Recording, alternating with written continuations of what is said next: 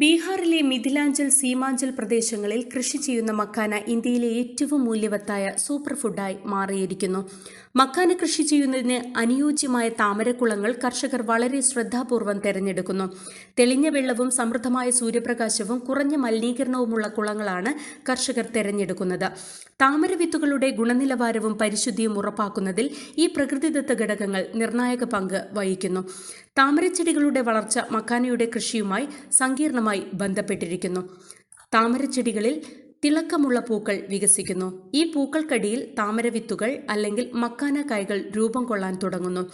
താമരവിത്തുകൾ അവയുടെ സംരക്ഷിത കായ്കൾക്കുള്ളിൽ പാകമാകുമ്പോൾ കർഷകർ കൈകൊണ്ട് പറിച്ചെടുക്കുന്നത് മക്കാനയുടെ ഗുണനിലവാരം സംരക്ഷിക്കുകയും വിത്തുകൾക്ക് കേടുപാടുകൾ സംഭവിക്കുന്നത് തടയുകയും ചെയ്യുന്നു.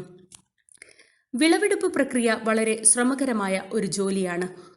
വിളവെടുത്ത കായ്കൾ തുറന്ന സ്ഥലത്ത് വിതറുന്നു. സൂര്യന്റെ ചൂട് ഇവയെ സ്വാഭാവികമായി ഉണങ്ങാൻ അനുവദിക്കുന്നു.